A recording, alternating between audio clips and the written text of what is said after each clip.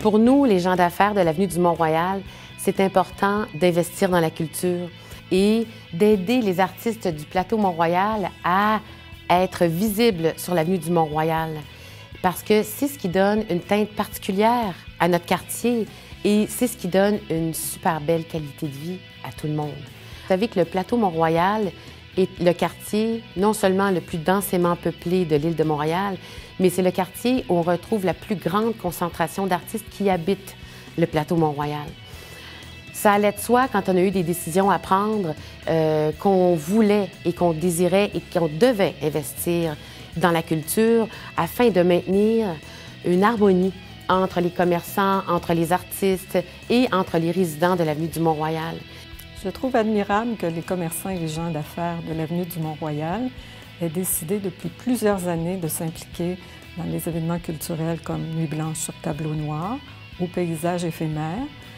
Je pense qu'ils l'ont fait parce qu'ils ont très bien compris que c'était un facteur de développement économique important, que ça ajoutait un attrait à l'avenue du Mont-Royal, mais aussi parce qu'ils ont fait l'analyse qu'une des valeurs de leur quartier, c'est la richesse et la vitalité de la culture et la présence d'artistes et d'organismes dynamiques.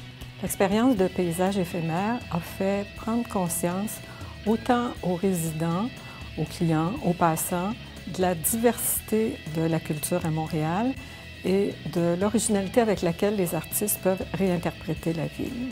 Moi, je dirais que j'ai un rapport triple, en quelque sorte, avec l'avenue. J'ai d'abord un rapport de résident, parce que j'habite sur Christophe-Colomb, à quelques dizaines de mètres de l'avenue. Donc, je la fréquente beaucoup, l'avenue, je fréquente ses commerces. J'y suis un bon client, je pense.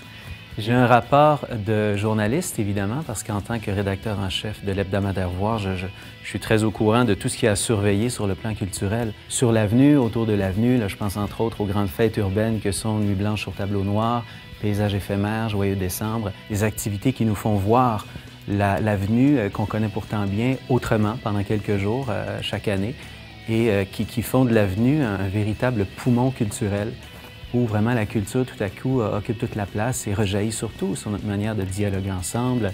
J'ai enfin un rapport de créateur avec l'avenue, parce que je suis aussi auteur à mes heures, et je fais partie de ceux qui fréquentent beaucoup les cafés, les restos de l'avenue, calepin à la main, qui se sentent les bienvenus sur cette avenue comme créateurs, qui sont inspirés par ce qui s'y fait, par les gens qui s'y trouvent.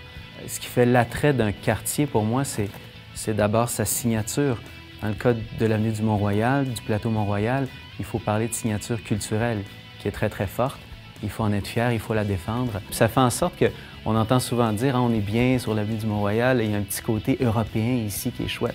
Ça, je trouve ça flatteur à entendre, mais j'aimerais qu'on soit encore un peu plus ambitieux puis qu'on dise, idéalement, il faudrait que des gens dans des grandes villes européennes tombent sur des quartiers qui leur plaisent puis disent « Wow, il y a un petit côté avenue du Mont-Royal ici ».